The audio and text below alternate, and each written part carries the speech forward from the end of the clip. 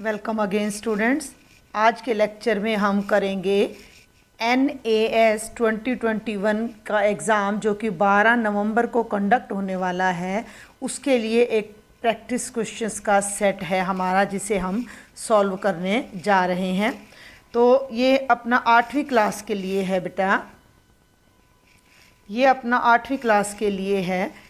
Subject हमारा वही maths, और हम जो टॉपिक इसमें कवर करने जा रहे हैं वो है फ्रैक्शन एंड डेसिमल यानी कि भिन्न और दशमलव, एरिया एंड पेरीमीटर यानी कि परिमाप और क्षेत्रफल, प्ले विद नंबर्स यानी कि संख्याओं के साथ खेलना, एंड डाटा हैंडलिंग यानी कि आंकड़ों का प्रबंधन। इन 4 विषयों पर आधारित हमें यहाँ कुछ प्रश्न मिलने वाले हैं, और इन 4 विषयों पर आधारित इन क्वेश्चंस में हमारी जो लर्निंग आउटकम्स कवर होने वाले हैं बेटा वो कौन कौन से। ये हमारा पहला लर्निंग आउटकम है M601, जिसमें हम solve problems involving large numbers by applying appropriate operation यानी बड़ी संख्याओं पर जमा घटा गुणा भाग लगाकर हल करना।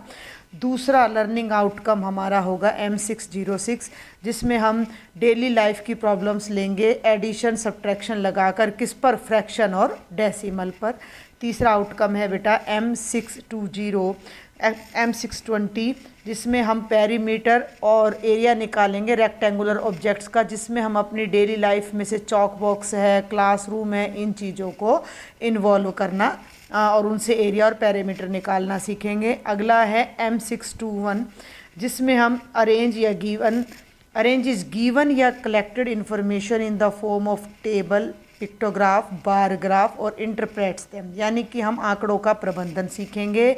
और last M702 interprets the division and multiplication of fractions. तो इन सब को इंक्लूड करते हुए ये आज का हमारा प्रैक्टिस क्वेश्चन पेपर है, जिसमें 20 क्वेश्चन हैं। जिसका पहला क्वेश्चन क्या है अब हम वो देखते हैं। इनमें आंसर साथ साथ दे रखे हैं, तो मैं चाहूँगी कि मैं आंसर को पहले थोड़ा कवर कर दूँ, शायद आपने देख भी लिया हो। क्या प्रश्न है? प्रश्न नंबर 1 अब हम पढ़ते हैं। कक्षा 7वीं के बच्चे एक खेल खेल रहे हैं। ठीक है भाई, यहाँ एक भिन्नों की संख्या पट्टी रखी है, ये एक पट्टी है, ठीक है, और इस पर संख्याएं लिखनी है उन्होंने, बच्चों ने क्रम में। ध्यान देना, संख्या पट्टी, एक पट्टी जिस पर संख्या हैं, यानी कि जैसे नंबर लाइन होती थी उस तरह। एक कटोरी में कुछ भिन्न लिखी हुई है, ये एक कटोरी है भाई, और इस कटोरी में कुछ भिन्न है, कुछ नंबर लिखे हुए हैं।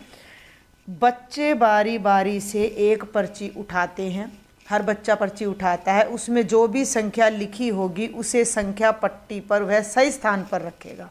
ये ध्यान रखना है, जिस बच्चे को छोटी पट्टी मिलेगी वो पहले रखेगा, जिसे बड़ी मिलेगी वो लास्ट में। जैसे ये लिखा हुआ है, आप इसे एक संख्या पट्टी बना सकते हो इस तरह से। तो यहाँ 0 है, यहाँ 1/4 है, फिर 1/2 है, उससे अगला नंबर ये 3/4 है, एंड सो। बात समझ में आ रही है आपको यहाँ तक कि एक कटोरी है बेटा, ये इस कटोरी में कुछ संख्याएं हैं, कुछ बच्चे खेल खेल रहे हैं, वो इस पट्टी पर लाकर, वो बच्चे इस पट्टी पर लाकर उस संख्या को बढ़ते क्रम में, ये एरो लगा रही हूँ मैं, इसका मतलब बढ़ते क्रम में उन बच्चों ने संख्या को रखना है। क्लियर है यहाँ तक बात आपको? अब हम आगे बढ़ते हैं। ये संख्याएँ उन्होंने लिखी, पहले 0 लिखा, फिर 1/4, फिर 1/2, 3/4, 1 वगैरह वगैरह वगैरह। आगे प्रश्न क्या है कि 3/8 का स्थान किन 2 संख्याओं के बीच होगा। अब ये देखने में बड़ा मुश्किल लग रहा है कि यहाँ कहाँ होगा 3/8। हम क्या करते हैं, इन सभी संख्याओं को बटे में 8 लगाकर इनकी तुल्य भिन्न में मैं आपको लिख कर दिखाती हूँ। देखो भाई, 0 है पहली संख्या, तो मैं 0 को लिख सकती हूँ 0/8। क्लियर है? फिर मैंने लिया 1/4। ध्यान से समझना भाई इस बात को। 1/4 को अगर मैं ऊपर भी 2 से गुणा कर दूं और नीचे भी 2 से गुणा कर दूं, तो मैं इसे 2/8 के रूप में लिख सकती हूँ। समझ आ रही है मेरी बात? तो मैं 1/4 ना लिखकर 2/8 उसकी तुल्य भिन्न, जो कि कट के फिर से 1/4 बन जाएगी, वो लिख देती हूँ यहाँ पर। तो अब आपने ध्यान देना है कि मैं जल्दी से एक बार इसको इरेज कर दूँ कि 1/4 को मैंने लिखा 2/8। आगे बढ़ते हैं, अगली संख्या 1/2। अब 1/2 के नीचे मैंने 8 लाना है, तो मैं क्या करूँगी, ऊपर भी 4 से गुणा करूँगी भाई, और नीचे भी 4 से गुणा करूँगी, तो ये बन जाएगा 4/8। तो ये हो गया 4/8। उससे अगली संख्या 3/4, बटे में 8 लाना है तो ऊपर भी 2 से गुणा कर दो, नीचे भी 6/8 एंड सो ऑन। मेरा काम यही हो जाएगा। क्यों हो जाएगा? क्योंकि मुझे ये बताना है कि 3/8 किन संख्याओं के बीच में आया है। तो हम स्पष्ट रूप से देख सकते हैं कि 2/8 और 4/8 के बिल्कुल बीच में जो संख्या आने वाली है वो आपकी क्या आने वाली है भाई? वो 3/8 आने वाली है। 2/8 और 4/8 के बीच में आएगी 3/8, और 2/8 का मतलब है 1/4, और भाई 4/8 का मतलब है 1/2। तो हमारा जो सही उत्तर होगा वो होगा 1/4 और 1/2 के बीच में, जो कि प्रश्न का जो हमारा ऑप्शन है वो दूसरा ऑप्शन हमारा सही आ जाता है। मेरे ख्याल से इसका लॉजिक आपको समझ आ गया होगा। मैं फिर भी जल्दी से बता देती हूँ कि हमें 3/8 बताना है किन के बीच में है। तो इन सब संख्याओं को या तो 8 लघुत्तम ले लो, अदरवाइज सबके बटे में तुल्य भिन्न बनाना है तो 8 लाना है। तो बटे बटे में तो 8 ला नहीं सकते, तो इसको ऊपर भी 2 से गुणा कर दिया, नीचे भी 2/8 बन गया। इसको ऊपर 4 से गुणा कर दिया, नीचे भी 4/8। और बेटा जी 2/8 और 4/8 के बीच में ही 3/8 आएगा। इसका मतलब है 1/4, इसका मतलब है 1/2। तो हमारा सही उत्तर पार्ट बी यानी दूसरा भाग हो जाएगा। अब इसी का दूसरा भाग है ये आपका, मैं फिर से ये ध्यान दें, इसी पर आधारित, इन्हीं संख्याओं पर आधारित है दूसरा प्रश्न। 0.25 0.25 किस संख्या के सबसे नज़दीक है? बहुत आसान है। 0.25 दे रखा है ना, इसको दशमलव हटा दो।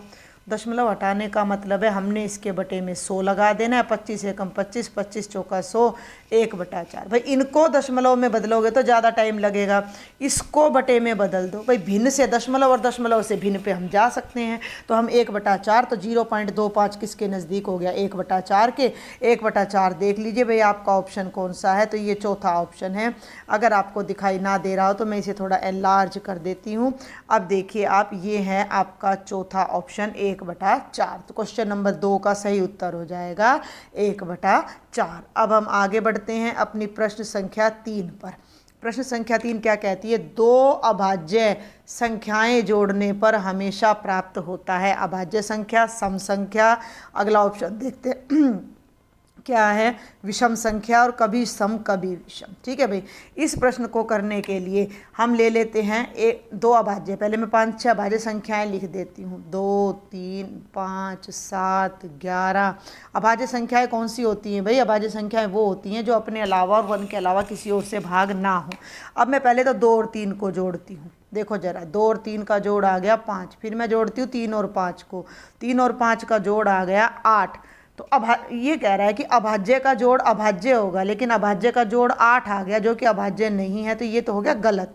अभाज्य का जोड़, अगला ऑप्शन एक सम संख्या हो, लेकिन ये मेरा जोड़ तो सम भी आ रहा है भैया और विषम भी, 5 भी आ रहा है और 8 भी, तो ये ऑप्शन भी हो गया हमारा गलत।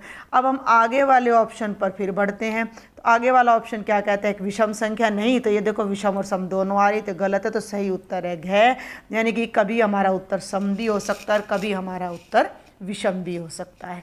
इन सभी प्रश्नों को करने का एक ही तरीका है कि आप अच्छे से प्रैक्टिस करें और इनको साथ साथ तुरंत इनकी प्रैक्टिकल करके देख ले। भाई अभी मैंने आपके आगे जोड़ के दिखा दिया है। प्रश्न संख्या 4। प्रश्न संख्या 4 पर बढ़ते हैं हम। थोड़ा सा इसको मैं छोटा कर लूँ ताकि पूरी स्टेटमेंट आपको अच्छे से दिखाई दे जाए। तो ये है बच्चे प्रश्न संख्या 4। 2 दोस्तों मीकू और भीकू ने अपने घर के बाहर की कच्ची जमीन पर क्यारियां लगाकर सब्जी लगाने की सोची। 2 मित्र हैं, एक मीकू है एक भीकू है। घर के बाहर भी जमीन होती है। मीकू ने 4 मीटर बाय 3 मीटर विमाओं की एक आयताकार क्यारी बनाकर उसमें गाजर लगा दी। भाई ये मीकू जी की गाजर है, देख लो जरा ध्यान से। मीकू ने बनाई, कितना है? 4 बाय 3, लंबाई 4 है बेटा, चौड़ाई 3 है। ठीक है भाई, अब हम आगे बढ़ते हैं दूसरे बच्चे पर। भीकू ने भी आयताकार क्यारी बनाई और उसमें गाजर बोई। अब हमें नहीं पता भीकू ने कितनी बड़ी क्यारी बनाई है, लेकिन इसने जो बताया वो हमने लिख दिया, आगे दे दिया भाई, दे रखा है। ये देखो, भीकू की क्यारी की विमाएँ 6 बाय 2 है, तो ये 6 हैं और ये 2 है। ये भीकू जी की क्यारी है। ठीक है, आगे बढ़ें भाई। 2 मित्र हैं, एक मीकू है एक भीकू है। मीकू ने 3 बाय 4, 4 बाय 3 की क्यारी लगाई, यानी 4 लंबाई 3 चौड़ाई। भीकू ने 6 बाय 2 की क्यारी लगाई, 6 लंबाई 2 चौड़ाई। प्रश्न है कि मीकू के खेत में कौन सा कथन सत्य है। प्रश्न है निम्न में कौन सा कथन सत्य है। मीकू के खेत में भीकू से ज़्यादा गाजर उगेंगी, भीकू के खेत में मीकू के खेत से ज़्यादा उगेंगी, दोनों के खेत में बराबर उगेंगी, या पता नहीं लगाया जा सकता। भाई पता क्यों नहीं लगाया जा सकता, पता लगा सकते। दोनों का क्षेत्रफल निकाल लो। आयत का क्षेत्रफल क्या होता है, लंबाई गुणा चौड़ाई। तो 4 इसकी लंबाई है, 3 चौड़ाई है, तो इसका क्षेत्रफल आ जाएगा 12 वर्ग मीटर। इसकी लंबाई 6 है, चौड़ाई 2 है, तो इसका क्षेत्रफल भी आ जाएगा 6 दूनी 12 वर्ग मीटर। भैया दोनों का क्षेत्रफल बराबर है, तो दोनों के खेत में बराबर गाजर उगेंगी। तो हमारा सही उत्तर सी ऑप्शन हमारा आ जाएगा, ये 3 पार्ट। ठीक है ना भाई। बेशक इसकी लंबाई ज़्यादा है तो चौड़ाई कम है, मीकू की लंबाई चौड़ाई लगभग बराबर बराबर है, तो दोनों का ही क्षेत्रफल जो है हमारा वो 12 वर्ग मीटर आ रहा है। 12 वर्ग मीटर आ रहा है, तो दोनों के खेत में बराबर गाजर लग जाएंगी। आगे बढ़ते हैं भाई, इसी से संबंधित है हमारा 5वां प्रश्न। प्रश्न 4 के संदर्भ में दोनों में से किसकी क्यारी की मेड़ के लिए अधिक तार की जरूरत होगी।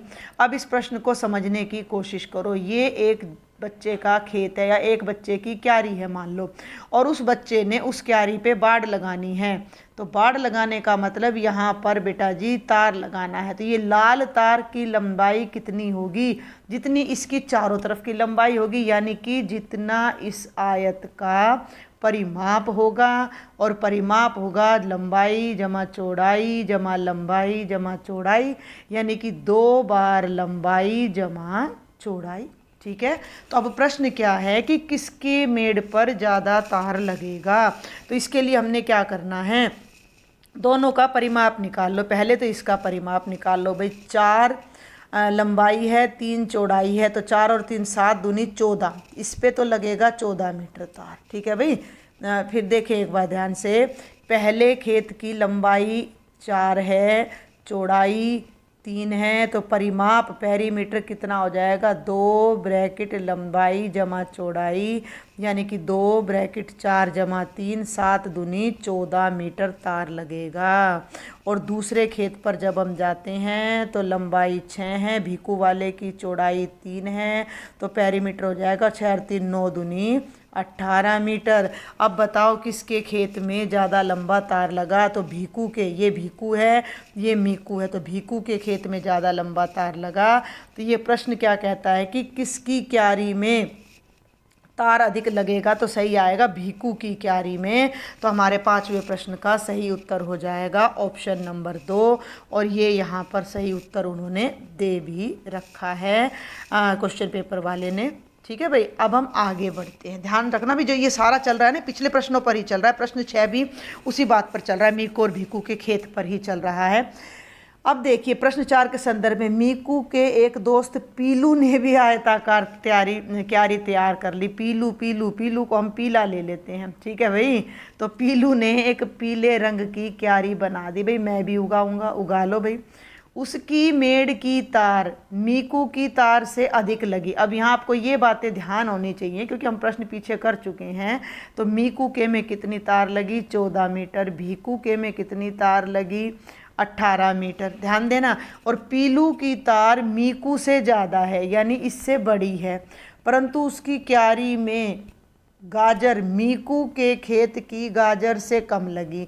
अब मीकू के खेत में जो गाजर लगी थी वो 12 वर्ग मीटर लगी थी। ध्यान देना। प्रश्न को समझो, क्या प्रश्न है कि पीलू के खेत में जो गाजर की मात्रा है वो मीकू से कम है, यानी कि 12 वर्ग मीटर से कम है, यानी कि इसका जो क्षेत्रफल है वो 12 से कम है। आगे बात समझ में। भाई मीकू से कम गाजर होगी, यानी मीकू के क्षेत्रफल से इसके खेत का क्षेत्रफल कम हो गया, ये क्षेत्रफल कम हो गया। मीकू का क्षेत्रफल है 12, तो ये क्षेत्रफल 12 से कम है। हमें 3 ऑप्शन दे रखे। पहले तो हम इसमें देखते हैं कि 12 से कम क्षेत्रफल कौन सा है। 7 एकम 7, ये क्षेत्रफल 7 है, तो ये 12 से कम है। 6 दूनी 12, 4 3 12, तो ये तो हमारे ऑप्शन हो नहीं सकते। तो 7 वर्ग मीटर हो गया। तो 7 वर्ग मीटर जो है, 7 जो है वो 12 से कम हो गया, यानी पीलू के खेत में कम गाजर उग गई। लेकिन पीलू के खेत में जो तार लग रही है ना वो ज़्यादा है, अब पीलू के खेत का मेजरमेंट देखो आप, 1 और 7 है, तो पीलू के खेत में जो तार की लंबाई लगने वाली है वो है 2 ब्रैकेट 1 जमा 7, ध्यान देना 2 ब्रैकेट 8 और 8 दूनी 16, 16 मीटर सॉरी, ध्यान दे 16 मीटर। यानी कि उसके खेत में जो गाजर लगी है वो तो कम लगी है, 7 वर्ग मीटर में गाजर लगी है जो कि मीकू से कम है, लेकिन तार ज़्यादा लगा है, तो सही उत्तर हमारा 1 गुणा 7 आएगा। और इस क्वेश्चन को करने का तरीका भी यही है कि आपको इन तीनों में से ही अपना राइट ऑप्शन चूज़ करना है, जो कि हमारा ऑप्शन नंबर क आ जाता है। आगे बढ़ते हैं बेटा प्रश्न संख्या 7 पर, बहुत ध्यान से समझना है। औसत का प्रश्न है, माध्य का प्रश्न है। एक पर्यटन स्थल पर हानि रहित स्थिति बनाने के लिए प्रतिदिन औसतन 30,000 यात्रियों का भ्रमण आवश्यक है। भाई एक पर्यटन स्थल है, मान लो सूरज कुंड है अपना हरियाणा में, तो उसमें कह रहे हैं कि एक दिन में 30,000 से ज़्यादा व्यक्ति अलाउड नहीं है, मैक्सिमम 30,000 उसका औसत है। ध्यान देना है, ये एक दिन का औसत है, यानी माध्य है ये एक दिन का, हो गया। अब ये क्या कहता है कि पिछले सप्ताह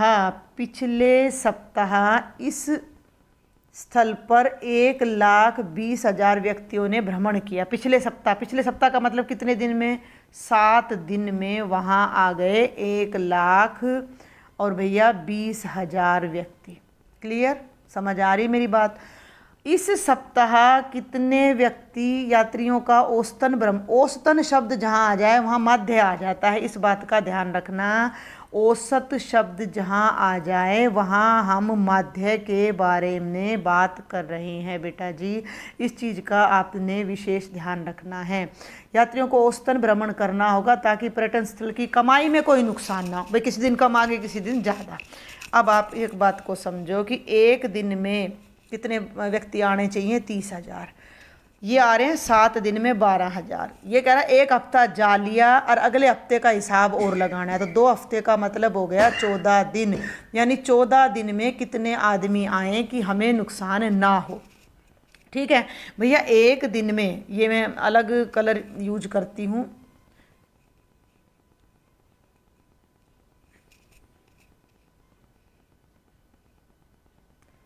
ये मैं अलग कलर यहाँ पर यूज करती हूँ ताकि आपको थोड़ी आसानी हो जाए बेटा। कि ये देखिए कि 14 दिन में कितने व्यक्ति आने चाहिए? एक दिन में 30,000 है ना, तो 14 दिन में 14 गुणा 30,000 आदमी आने चाहिए, यानी कि 4,20,000 व्यक्ति आने चाहिए। एक हफ्ता में 1,20,000 आ लिए, 7 दिन में तो आ लिए, तो अगले 7 दिन में 4,20,000 में से 1,20,000 घटा दो, तो 3,00,000 व्यक्ति हमारे हाजिर होने चाहिए। फिर मैं समझाने की कोशिश करती हूँ आपको इस प्रश्न को दोबारा, कि प्रतिदिन 30,000 व्यक्ति आने जरूरी हैं औसतन। औसत का मतलब ये नहीं कि भैया 30,000 रोज आए, 30,000 के 28,000 किसी दिन हो, किसी दिन 32,000 भी हो सकते हैं। आ रही बात समझ में? अब एक सप्ताह में आ लिए 1,20,000, 15 दिन का 14 दिन का हिसाब लगा रही है गवर्नमेंट की भी, 14 दिन में हमें कोई नुकसान ना हो जाए। क्लियर है? तो भैया एक दिन में आए 30,000, ठीक है, एक दिन में आए 30,000, तो 14 दिन में कितने लोग घूमने आने चाहिए? 14 तिये 42, यानी 4,20,000। 14 दिन में सब एक हफ्ता तो जा लिया, उस एक हफ्ता में 1,20,000 आदमी आए थे, यानी कि बाकी की कमी अगले हफ्ते में पूरी होनी है। तो अगले हफ्ते में कम से कम कितने आदमी आए कि हमें नुकसान ना हो? तो कम से कम 3,00,000 आदमी आने चाहिए ताकि हमें नुकसान ना हो। तो हमारा सही उत्तर ग ऑप्शन हो जाएगा। ठीक है भाई, आगे बढ़ते हैं। इनमें से किसका मान सबसे अधिक होगा? हम फटाफट हल करते हैं। 10 का 50% का क्या मतलब है? 10 गुणा 50% का मतलब 100, 0 से 0 कट गई, 5 एकम 5, यानी इसका मतलब आ गया 5। ठीक है भाई। 20 का 40% बटे में 100 लगा दो, 8 आएगा। इसी तरीके से हल करना, ये अपना 9 आएगा और ये अपना 8 आएगा। तो सबसे अधिक मान इसका हो जाएगा 30 का 30%, यानी कि ग भाग हमारा राइट आंसर है, ग भाग। ठीक है बेटा, आगे बढ़ते हैं। अब हम प्रश्न संख्या 9 पर। अब इसको भी जरा ध्यान से समझना है, थोड़ा इसको मैं छोटा करती हूँ। हाँ जी, एक रेलगाड़ी पर किसी भी जानकारी को प्रदर्शित करने के लिए 5x8 के आयताकार व्यू रचना में बिंदुओं को रोशन करके दी जाती है। आप ये लेके चलो कि ये आपका 5x8 की आयत है। ये मैं यहाँ इसके चारों तरफ ब्लैक ही बाउंड्री लगा रही हूँ। आप ज़रा ध्यान से देखें कि ये अपनी 5x8 की आयत है, यानी कि 5 चौड़ाई लगा लीजिए और 8 इसकी ऊंचाई।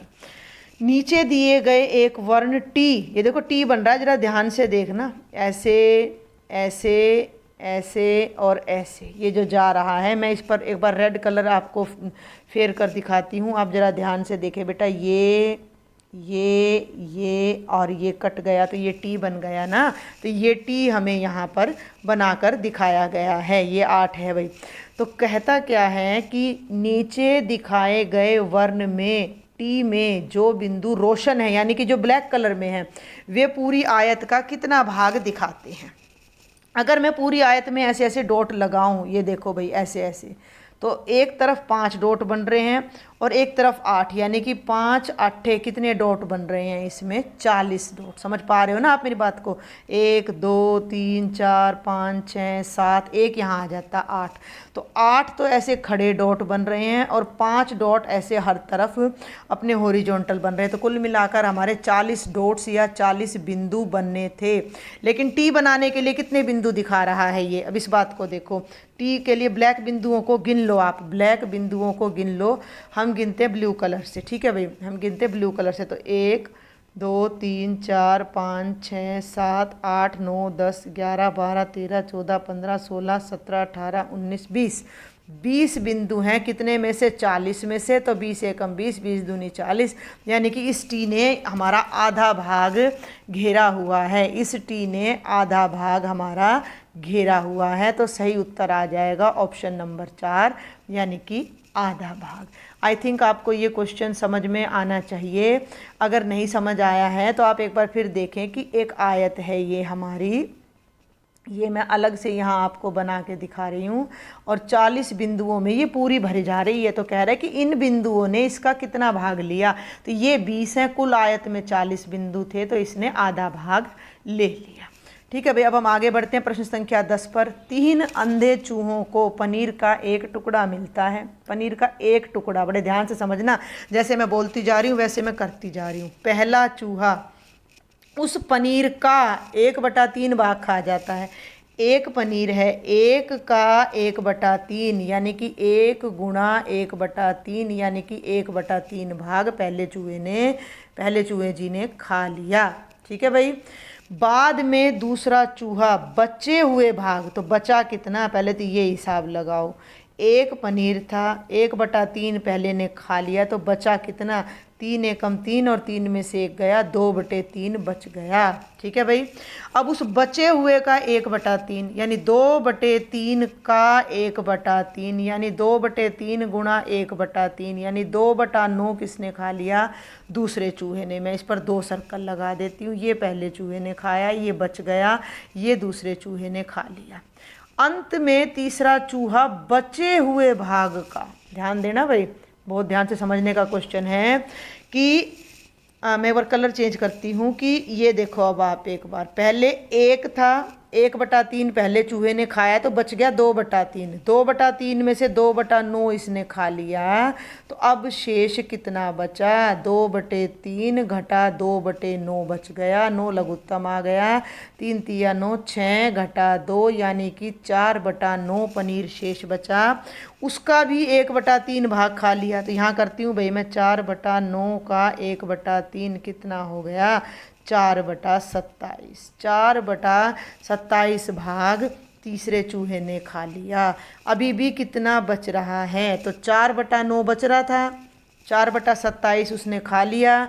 तो अब हम 4/9 में से 4/27 घटाएंगे। मैं यहाँ अब करूँगी 4/9 घटा 4/27, 27 लघुत्तम, 9 तिया 27, 3 चौके 12 घटा 4, और ये आ जाएगा 8/27 भाग हमारा बच जाता है। इस क्वेश्चन को करने के लिए आप साथ में अपनी नोटबुक ज़रूर रखिएगा, अदरवाइज आपको फिर वीडियो को बार बार पीछे करके देखना पड़ेगा। तो ये हमारा सही उत्तर आ रहा है 8/27। एक था, एक का 1/3 खा लिया, बचा कितना 2/3, बचे हुए का 1/3 यानी 2/3 का 1/3 यानी 2/9 फिर खा लिया, बचा कितना 2/3 में से 2/9 घटाएंगे तो ये बचेगा 4/9। ठीक है, 4/9 का फिर 1/3 खा लिया यानी 4/27। अब कितना बचा, तो अब कितना बचता है, अब हमारा बच जाता है कि 4/9 में से 4/27 को घटा देंगे तो 8/27 हमारा सही आंसर आ जाता है। आगे बढ़ते हैं बेटा, प्रश्न संख्या 11। हमें ये एक आयत चित्र दिया गया है। उपरोक्त आयत चित्र को देखिए, देख लीजिए क्या दे रखा है हमें दे रखा है, एक बार आयत चित्र को थोड़ा बड़ा करती हूँ मैं यहाँ पर। ये हमें सेंटीमीटर में ऊंचाई दे रखी है और ये हमें लड़कियों की संख्या दे रखी है कि भाई 125 सेंटीमीटर हाइट एक लड़की की, 130 सेंटीमीटर हाइट 3 लड़की की है। ये देखूँ तो 135 सेंटीमीटर हाइट 2 लड़कियों की है, 140 सेंटीमीटर 8 की है, 145 सेंटीमीटर यहाँ तक है तो 5 की है, 150 यहाँ तक है तो 4 की है और ये 1 की है। मैंने सारा डाटा लिख दिया। आगे बढ़ूँ अब मैं। ये देखिए, उपरोक्त आयत चित्र को देखिए, उन लड़कियों की संख्या क्या होगी, उन लड़कियों की संख्या क्या होगी जिनकी लंबाई 1.45 मीटर आना था यहाँ पर। ठीक है, या फिर आना था 145 सेंटीमीटर या उससे ज़्यादा है। ध्यान दें, क्वेश्चन पर ध्यान दें। उन लड़कियों की संख्या क्या है जिनकी लंबाई 145 सेंटीमीटर या उससे ज़्यादा है। अब आप अपने प्रश्न पर आएँ। 145 सेंटीमीटर वाली देख लो भाई, ये 5 हैं, ये 4 हैं और ये 1 है। तो ये 145 वाली तो 5 होगी, उससे ज़्यादा वाली 4 और 1 हो गई, तो 5 और 4 9 और 1 10 लड़कियां ऐसी हैं जो इस कंडीशन को पूरा करती हैं। तो हमारा सही उत्तर आ जाता है ख भाग। आगे बढ़ते हैं। अभी प्रश्न संख्या 12 में फिर हमें एक पाई चार्ट दे रखा है। नीचे दिया गया पाई चार्ट टीवी पर विभिन्न प्रकार के चैनलों को देखने वालों की सूचना प्रदर्शित कर रहा है। ये पाई चार्ट है और थोड़ा सा और मैं बड़ा करके दिखाती हूँ इसको कि ये देखो पाई चार्ट को, एक मिनट बेटा, पाई चार्ट को मैं और बड़ा करती हूँ। तो ये पाई चार्ट है, आप देखें, आप अच्छे से देख पा रहे हैं अपने स्क्रीन पर कि क्या है इसमें। मनोरंजन का 50% है, समाचार 15% लोग देखते हैं, सूचनात्मक जिसमें कोई जानकारी हो वो 10% लोग देखते हैं और खेल 25% देखते हैं। ठीक है, अब आपका प्रश्न मैं पहले पढ़ के सुना देती हूँ। हमसे पूछा गया है कि सबसे ज़्यादा कौन सा भाई कार्यक्रम टीवी पर देखा जा रहा है। तो यहाँ दूर से ही दिखाई दे रहा है कि ये हिस्सा सबसे ज़्यादा है यानी 50%, और वो किसका भाग है, मनोरंजन का। तो मनोरंजन के कार्यक्रम ही सबसे ज़्यादा लोग देखते हैं। फिर भी मैं अभी स्टेटमेंट एक बार फटाफट आपको पढ़ देती हूँ कि नीचे दिए गए पाई चार्ट टीवी पर विभिन्न प्रकार के चैनलों को देखने वालों की सूचना प्रदर्शित करता है। किस प्रकार के प्रोग्राम सबसे अधिक व्यक्तियों द्वारा देखे जाते हैं, तो मनोरंजन। तो सही उत्तर हमारा आ जाएगा सी, मनोरंजन। आगे बढ़ते हैं भाई प्रश्न संख्या 13 पर। थोड़ा सा इसमें मिस प्रिंटिंग सी हो रही है, क्या है वो मिस प्रिंटिंग अभी हम देखते हैं। ए और बी का मान ज्ञात कीजिए यदि 4(1)a जमा b4, ये ऐसे है बेटा 4(1)a, एक मिनट भाई, 4(1)a 4(1)a b4 की जमा कितनी आ रही है, 512। तो आपका ए और बी के प्लेस पर क्या आएगा। आप ए और 4 का जोड़ भाई 2 आ रहा है। आपको अब ये बात ध्यान रखनी है कि 4 में क्या जोड़ूं कि 2 आ जाए। अब फटाफट से गिनती गिन सकते हो। 4 में 1 जोड़ोगे 5 आएगा, 2 जोड़ोगे 6 आएगा, 3 7, 4 जोड़ोगे 8, 5 जोड़ोगे 9 आएगा। तो 4 में अगर मैं 8 जोड़ूं, ध्यान देना, 4 में अगर मैं 8 जोड़ूं तो 2 तो नहीं आएगा लेकिन 12 आ जाएगा। 4 में अगर मैं 8 जोड़ूं यानी कि मैं यहाँ ए की जगह 8 लिख दूं और इसके नीचे 4 कर दूं तो 8 और 4 12 का 2, ये हासिल पाई 1 हो गया यहाँ पर, यानी कि यहाँ 1 आ गया। अब एक ये है 2 और 2 में b की जगह क्या जोड़ूं कि 1 आ जाए। तो बेटा ध्यान से देखो, 2 में 9 जोड़ूं तो 11, 11 की हासिल पाई 1 आ जाएगा। तो यहाँ 1 पहले से था, यहाँ 1 पहले से था, और यहाँ पर मैं 9 लगा दूँ, यहाँ 9 लगा दूँ, देखो ध्यान से, तो 9 और 1 10 और 1 11 आ जाएगा। और यहाँ 4 है तो 1 हासिल आ चुकी है, 4 और 1 5 आ गया हमारा उत्तर 512। यानी कि मैंने ए के स्थान पर तो 8 लगाया और मैंने बी के स्थान पर 9 लगाया, तो हमारा जोड़ बिल्कुल सही बैठ गया और ये हमारा सही उत्तर ग भाग है। यहाँ दे भी रखा है, अपने आप पहले करना है तब आपने उत्तर तक जाना है। अब देखो भाई प्रश्न संख्या 14, दी गई आकृति में त्रिभुज ADE का क्षेत्रफल क्या है। ये आपका त्रिभुज है जो मैंने ब्लू कलर से बनाया है। कोई भी त्रिभुज अगर आप सीधा बनाते हो और ये उस त्रिभुज की संगत ऊंचाई h है और ये उस त्रिभुज का आधार है, तो त्रिभुज का क्षेत्रफल होता है 1/2 गुणा आधार यानी b और गुणा संगत ऊंचाई। अब आप इस आकृति को ध्यान से देखो, तो ये लंबाई 8 है, तो AD भी कितना हो गया 8, और ये ऊंचाई है आपकी इस त्रिभुज की, ये ऊंचाई है जो मैंने अभी ब्लू पेन से खींची है। मैं इसका कलर चेंज करती हूँ, इस ऊंचाई को मैं रेड कलर से खींच रही हूँ। तो ये ऊंचाई रेड कलर में जो है वो यही तो है, कितनी हो गई 10 हो गई। तो जब आप इस त्रिभुज को टेढ़ा करके बनाओगे तो इसका आधार 8 है, ऊंचाई 10 है, तो क्षेत्रफल कितना हो जाएगा, क्षेत्रफल हो जाएगा 1/2 गुणा आधार 8 गुणा ऊंचाई 10, 2 चौके 8 और 10 चौके 40 वर्ग सेंटीमीटर, यानी कि घ हमारा ऑप्शन हो जाएगा। और हमें किसी चक्कर में नहीं पड़ना है, आयत वगैरह कुछ नहीं देखना, हमें तो बस इस त्रिभुज का आधार और ऊंचाई चाहिए थी जो कि हमें मिल गई। तो हमारा सही उत्तर आ गया 40 वर्ग सेंटीमीटर। ये प्रश्न संख्या 15 थोड़ी सी लंबा है, इस पर इसको मैं थोड़ा छोटा कर देती हूँ। सप्ताह के विभिन्न दिवसों पर एक विज्ञान प्रदर्शनी में दर्शकों की संख्या दे रखी है। भाई कहीं पे ना एक विज्ञान की प्रदर्शनी हो रही है, साइंस एग्जीबिशन हो रही है, रोज़ कितनी ऑडियंस आ रही है वो देखना है। ये जो निशान बना रखा है इसने, ये वाला, ये निशान जो आपकी किताब में बनाया गया है, किताब वाला कह रहा है कि इस एक निशान का मतलब 100 आदमी हैं, 100 दर्शक हैं। ठीक है भैया, ये आपने ध्यान रखना है। तो अब हम हर दिन के बच्चे जो हैं दर्शक गिन सकते हैं, हमारा प्रश्न इसी से जुड़ा हुआ है। तो मैं थोड़ा सा एक बार आपको ऐसे ऊपर नीचे करके दिखा देती हूँ। ये देखो शनिवार तक के दर्शक हैं, तो मैं अब ये दर्शक यहाँ पर लिखना चाहूँगी कि एक निशान का मतलब है 100, तो ध्यान देना है 1 2 3 4 5 निशान तो पूरे हैं और एक आधा है, तो 500 पूरे और आधा का मतलब 50, 550 दर्शक हो गए। मंगलवार को आ जाओ भाई, 1 2 3 4 5 6 7, कितने 7 को 100 से गुणा कर दो, 700 दर्शक हो गए। बुधवार को आ जाओ, 1 2 3 4 5 6 7 8 9 10, हर दिन 10 को 100 से गुणा करो तो 1000 दर्शक हैं। 1 2 3 4 5 6 7 8 9, इस दिन हमारे 900 दर्शक हैं और इस दिन भी हमारे 900 ही दर्शक हैं क्योंकि दोनों में बराबर हैं। शनिवार को आ जाओ, 1 2 3 4 5 6 7 8 9 10 11 12 और ये आधा है तो ये हो गए 1250। यहाँ तक क्लियर है। अब हम आगे बढ़ते हैं। 1 मिनट के लिए मैं इसको बैक करके आपको दिखाना चाहूँगी कि प्रश्न क्या है। सोमवार से, प्रश्न पढ़ें, सोमवार से शनिवार तक कुल दर्शक कितने हैं। सोमवार से शनिवार तक यानी कि ये सारे दर्शक अब हमने जोड़ने हैं। तो इनका जोड़ आप कर लीजिए, बिल्कुल सिंपल है। 550 और 750 1250 और ये 2250, इन दोनों का जोड़ हो गया 1800।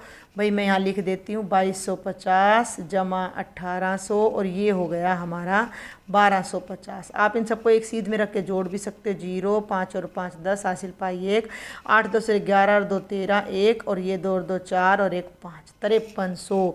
हमारा जो कुल दर्शक आए हैं वो कितने आए हैं, 5300 आए हैं। तो ये देखिए कि हमारा सही उत्तर होगा हमारा ऑप्शन नंबर ग यानी कि 5300।